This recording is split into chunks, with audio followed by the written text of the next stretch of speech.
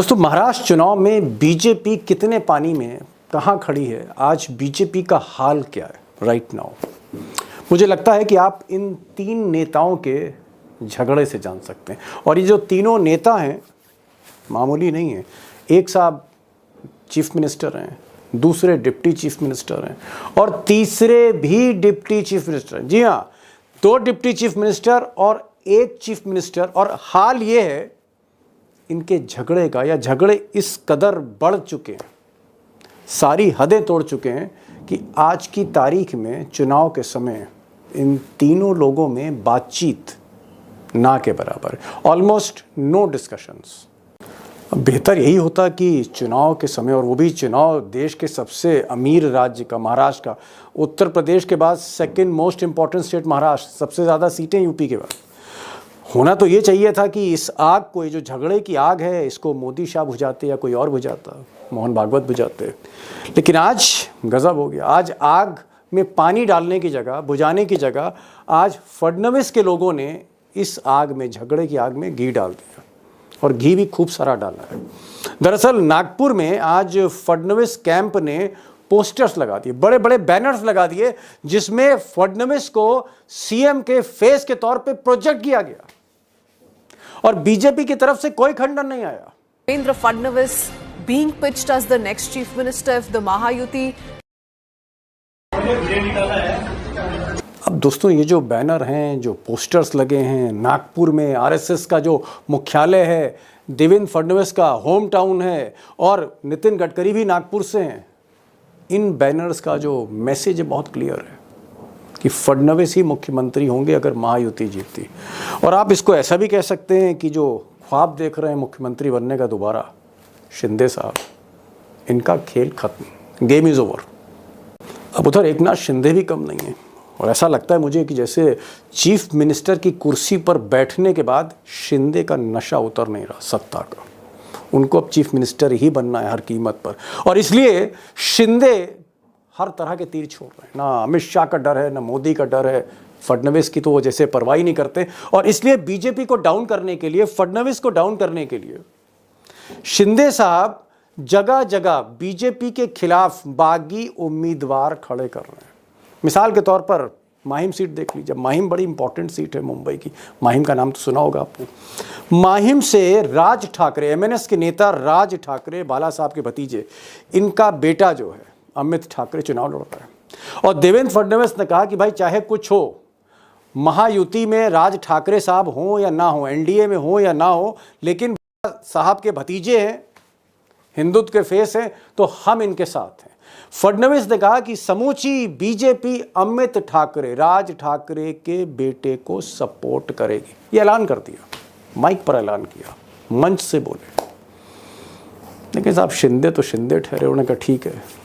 शिंदे ने इसी सीट पर, जहां बीजेपी और एनडीए ने कहा कि साहब हम राज ठाकरे के बेटे को सपोर्ट करेंगे, शिंदे ने अपने खास आदमी सदा सरवानकर, उनको यहां इस सीट से उतार दिया है। और कोशिश हो रही है कि शिंदे के आदमी को बैठाया जाए। दिल्ली से भी फ़ोन आ रहे हैं, शिंदे मानने को तैयार नहीं।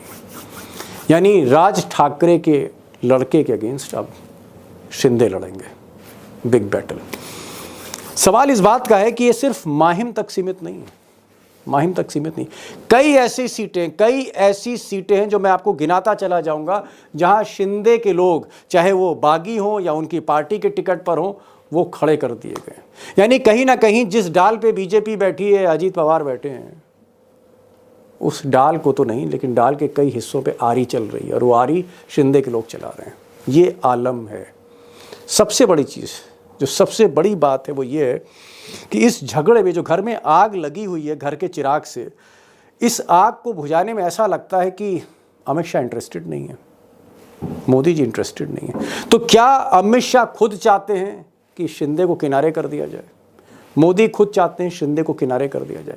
क्या शिंदे से अब मतलब निकल चुका है? शिंदे को जो टास्क दिया गया था उद्धव ठाकरे की पार्टी तोड़ने का, वो पूरा हो गया है, टास्क पूरा हो गया। अब शिंदे की जरूरत नहीं है। यूज एंड थ्रो पॉलिसी है जिस पे गुजरात लॉबी चल रही है।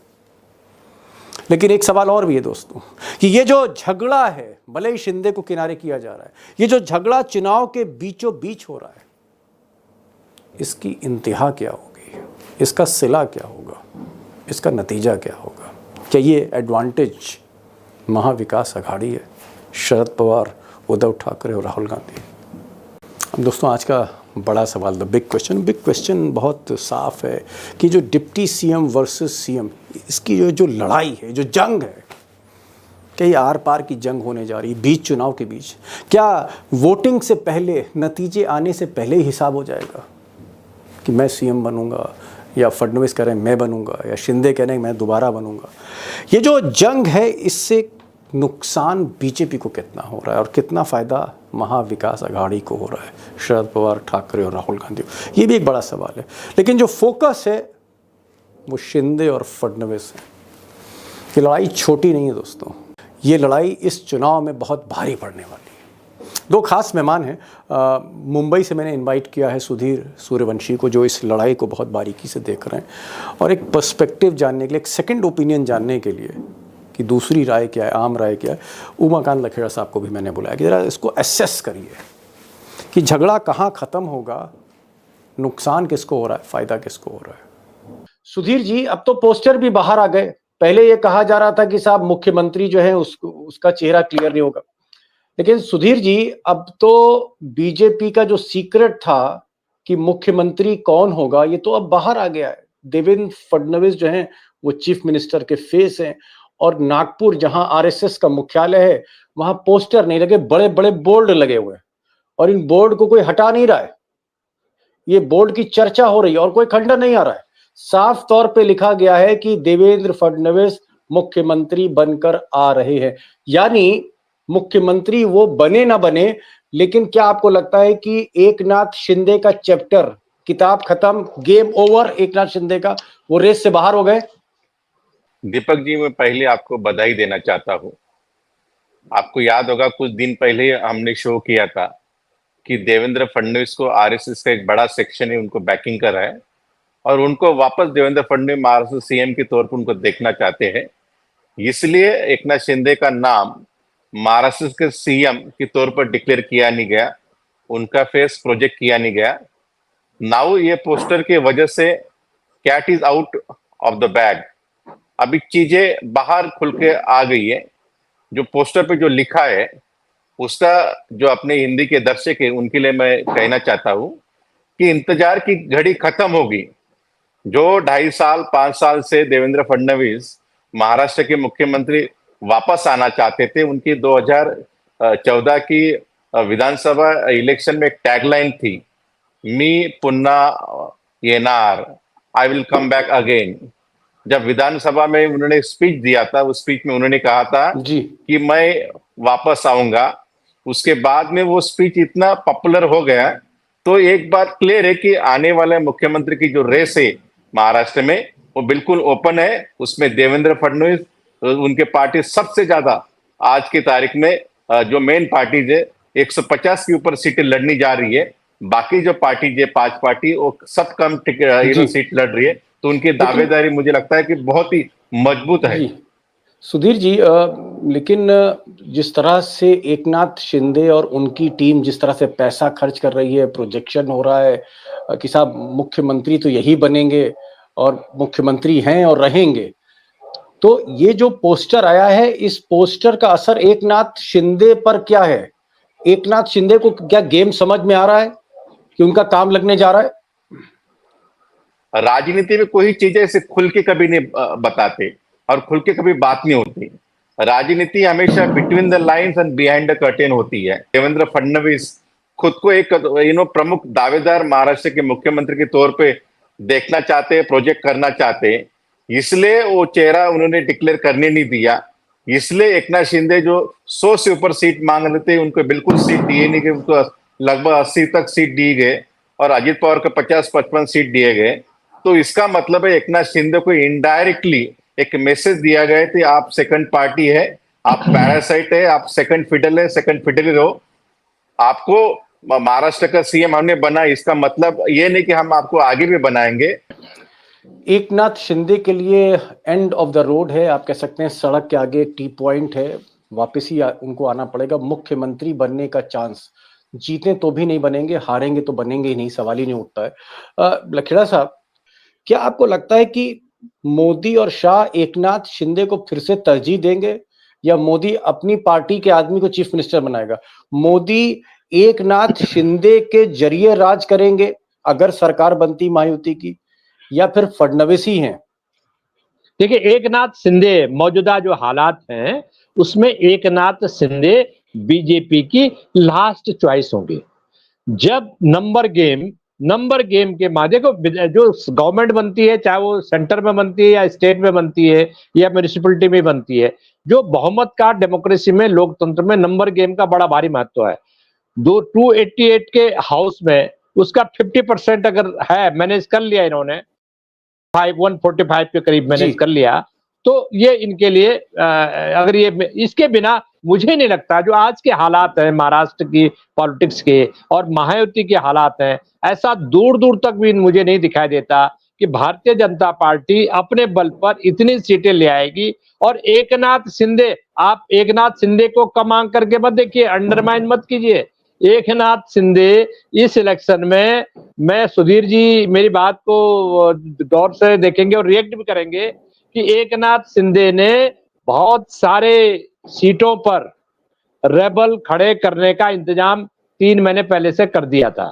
और ये भारतीय जनता पार्टी की नॉलेज में है ये, कि वो चाहते हैं कि कई निर्दलीय इंडिपेंडेंट लोग, जहां बीजेपी कमजोर है, जीत जाए। उससे क्या होगा कि वो पोस्ट इलेक्शन सीनियरों में जो सबसे पहला, एकनाथ शिंदे के पास सबसे ज्यादा पैसा है, तो जिसके पास सबसे ज्यादा पैसा होता है उसके सबसे ज्यादा रेबल खड़े होते हैं, खासतौर पर महाराष्ट्र जैसे पॉलिटिक्स में। तो ऐसी सिचुएशन में मुझे लगता है कि ये जो विवाद शुरू हो गया दोनों ग्रुप में, एकनाथ शिंदे ग्रुप में और बीजेपी में, ये विवाद शुरू होने का मतलब, ये जो अविश्वास है, ये लैक ऑफ कॉन्फिडेंस है या डेफिसिट ऑफ कॉन्फिडेंस है, इसका कारण ही यह है कि दोनों खेमों में, बीजेपी और एकनाथ शिंदे खेमे में जो होता है ना, शतरंज का खेल चल रहा है कि हम ज्यादा सीटें लाएंगे। और भारतीय जनता पार्टी ने जब ज्यादा सीटें ले ली या हड़प ली या कब्जा कर ली, तो उससे एकनाथ शिंदे कैंप में थोड़ी सी मायूसी है।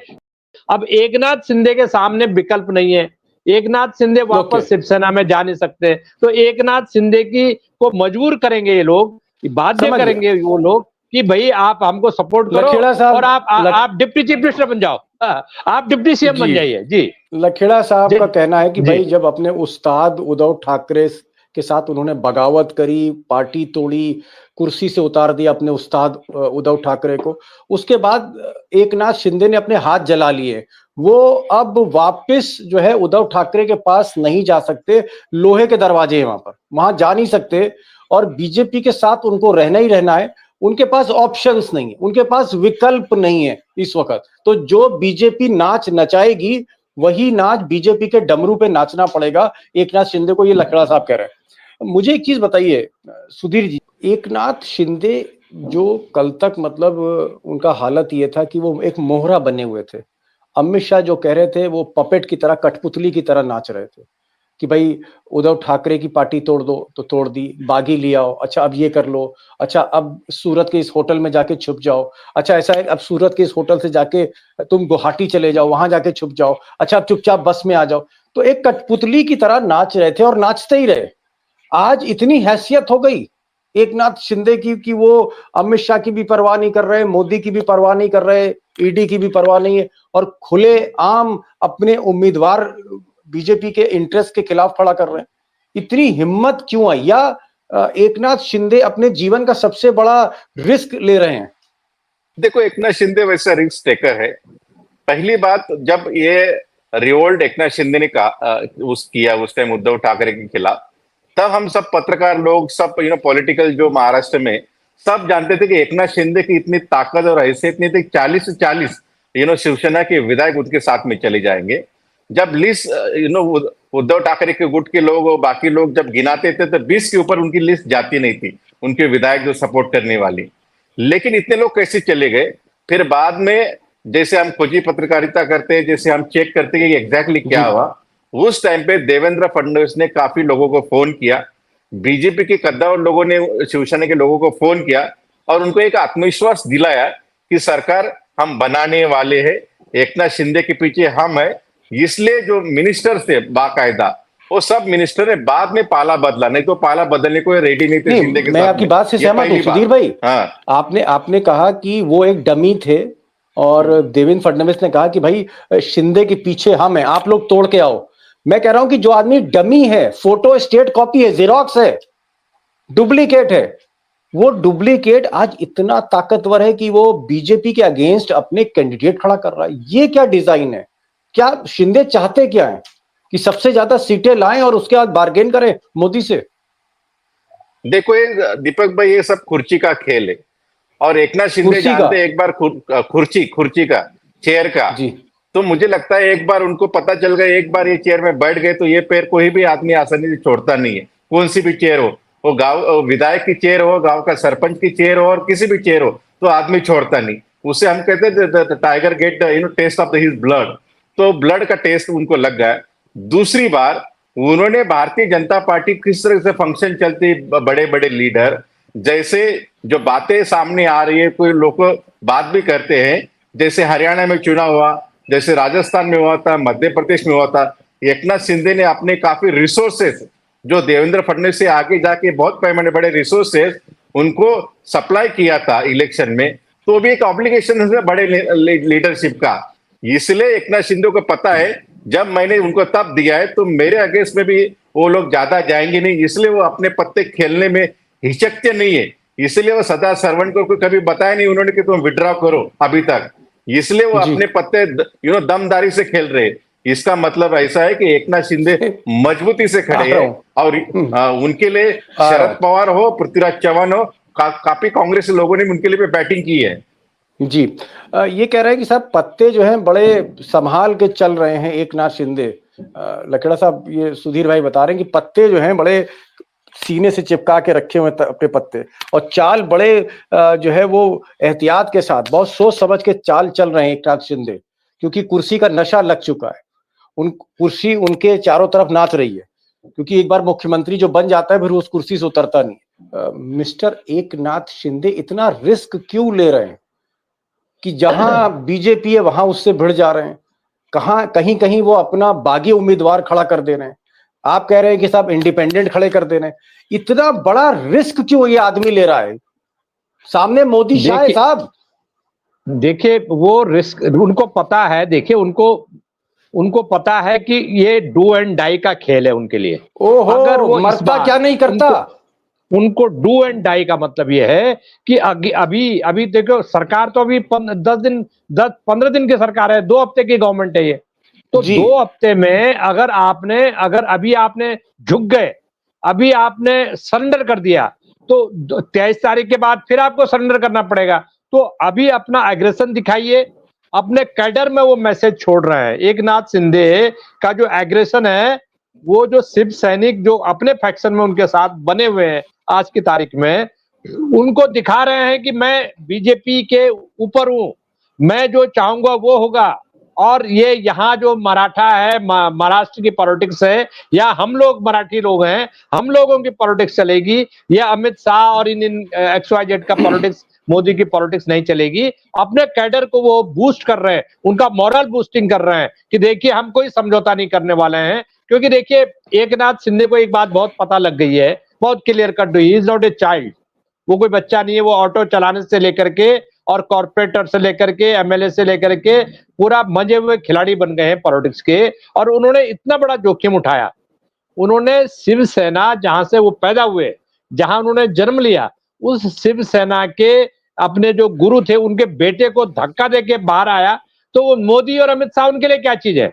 तो उनको अपना एग्रेशन दिखाने के लिए वो 23 तारीख शाम को 6 बजे जब रिजल्ट निकलेंगे, मॉर्निंग में 8 बजे शुरू हो जाएंगे, तो वो उस दिन की तैयारी कर रहे हैं कि आज हम उस दिन की तैयारी करें और हम समझौता नहीं करेंगे, हम टूट जाएंगे, हम झुकेंगे नहीं। ये मैसेज दे रहे हैं एकनाथ शिंदे जी।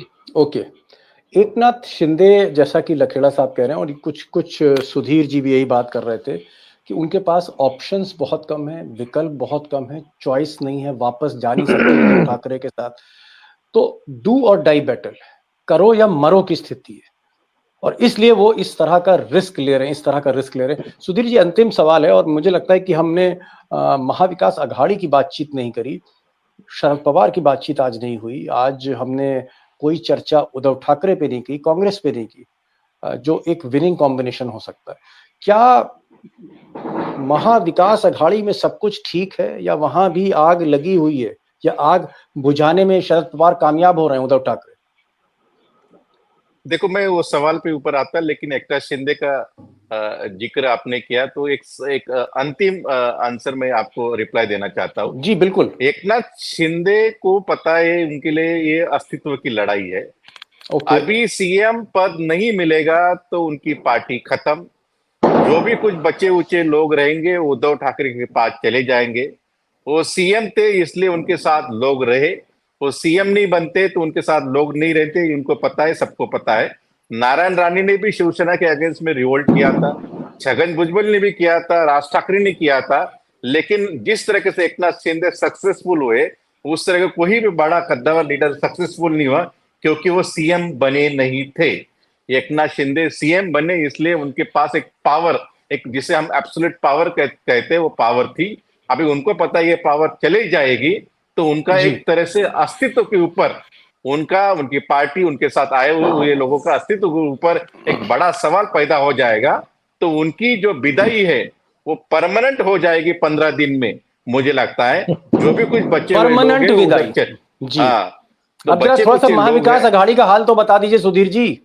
हाँ, तो अभी आते हैं महाविकास अघाड़ी। वहां भी सीटों की लड़ाई है, वहां भी तलवारें खींची हैं, वहां भी धुआं है, आग है, या शरद पवार जैसा चाणक्य, उद्धव ठाकरे जैसा बड़ा cool mind politician, Rahul Gandhi जैसा बड़े दिल वाला आदमी, क्या ये तीनों मिलकर कुछ मैच्योरिटी दिखा रहे हैं?